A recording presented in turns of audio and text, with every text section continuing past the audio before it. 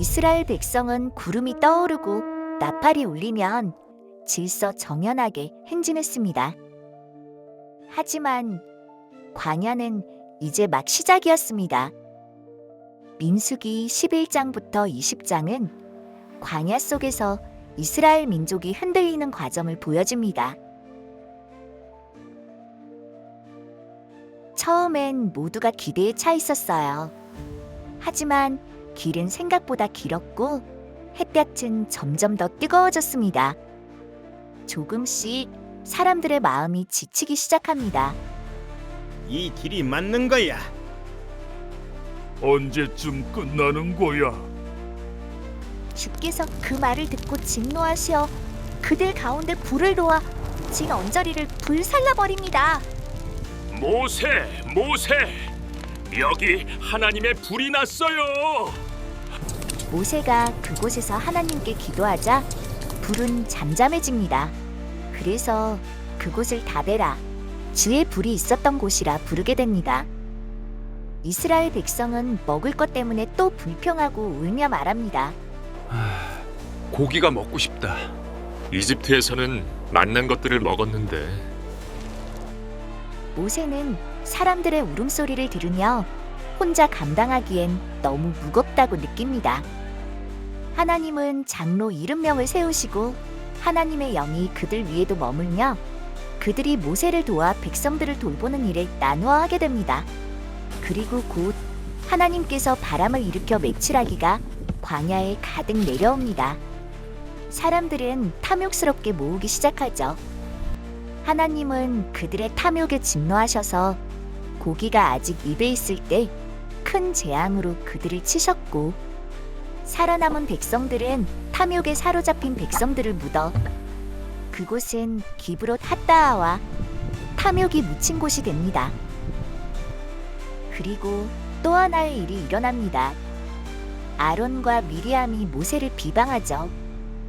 주께서 모세와만 말씀하셨느냐? 우리와도 말씀하시지 않았느냐? 하나님께서 이 말을 들으시고 하나님의 종 모세를 비방한 일로 미리암에게 벌을 내리시게 됩니다. 미리암은 악성 피부병에 걸려 죽을 위기에 처하게 됩니다. 모세는 미리암을 용서해달라고 부르짖어 기도하고 미리암은 다시 돌아올 수 있었습니다.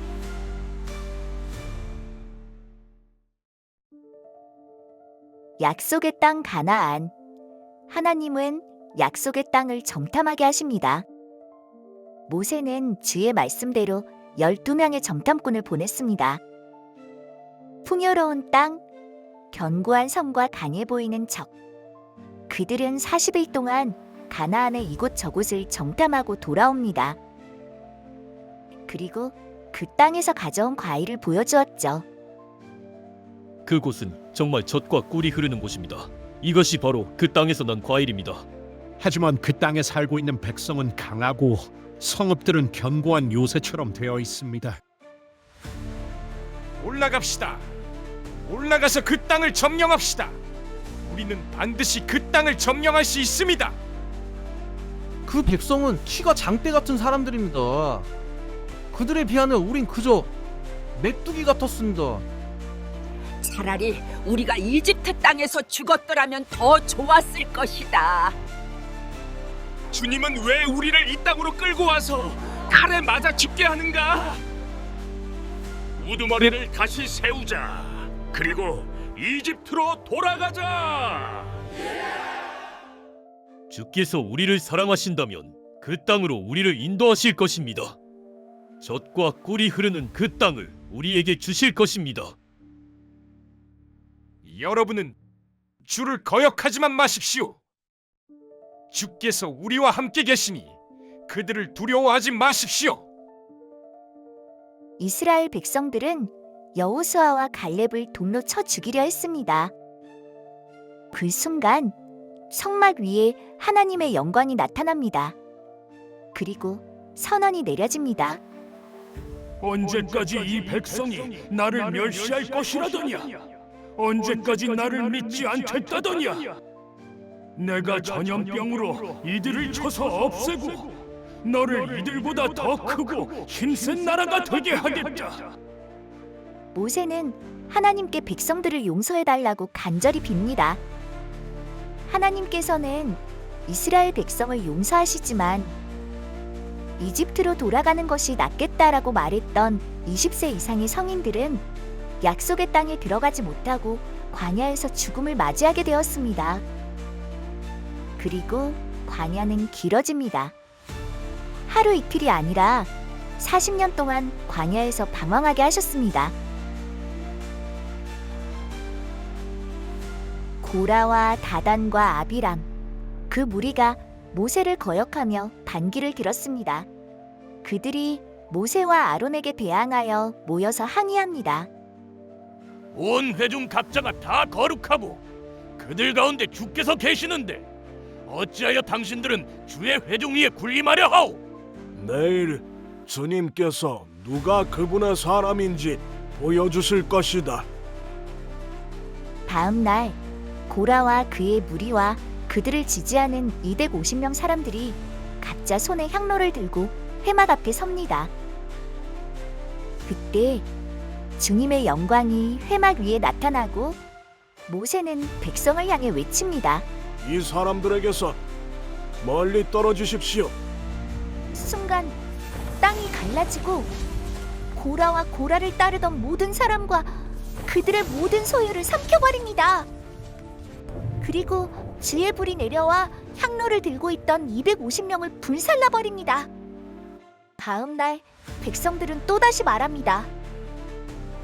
당신들이 주님의 백성을 죽였어. 그 순간 전염병이 퍼지기 시작하고 사람들이 하나둘 쓰러집니다. 아론, 향로를 들고 백성 가운데로 들어가라. 아론이 연기를 피우며 죽은 자와 산 자 사이에 서자 재앙은 멈춥니다. 그럼에도 불구하고 모세와 아론에 대한 불만은 즉시 멈추지 않았습니다. 계속되는 혼란 속에 대응하여 하나님께서는 12지파의 지팡이 중 아론의 지팡이에 꽃이 피게 하셔서 아론의 제사장직은 하나님의 선택이었음을 확인시켜 주셨습니다. 그날 이후 질서는 사람이 세우는 것이 아니라 하나님께서 세우신다는 것을 사람들은 알게 됩니다. 또다시 물이 없자 백성은 모세를 향해 또 불평하기 시작하죠. 하나님은 모세에게 말씀하십니다. 지팡이를 들고 회중을 모아 반석에게 명령하여라. 그러면 그 반석이 물을 낼 것이다. 너희 반역자들은 들어라. 우리가 이 바위에서 너희가 마실 물을 나오게 하랴. 모세가 그의 지팡이로 바위를 2번 치자 바위에서 물이 터져 나옵니다. 사람들은 급히 달려와 물을 마시고 가축들도 목을 축입니다. 그때에 하나님의 말씀이 모세와 아론에게 조용히 이어집니다. 너희가 나를 믿지 않고 백성 앞에서 나의 거룩함을 드러내지 못하였다. 너희는 내가 이 백성에게 주기로 한 그 땅으로 그들을 데리고 가지 못할 것이다. 그 후 아론은 호르산에서 생을 마감하고 모세는 가나안으로 들어가지 못합니다.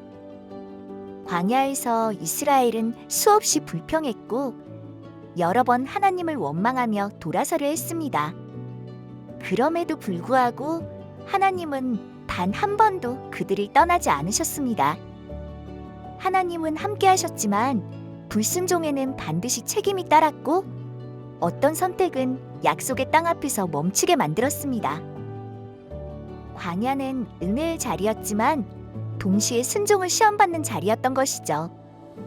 오늘 우리의 광야에서도 마찬가지입니다. 하나님은 우리를 떠나지 않으시지만 우리가 어떤 길을 선택하는지는 여전히 중요합니다.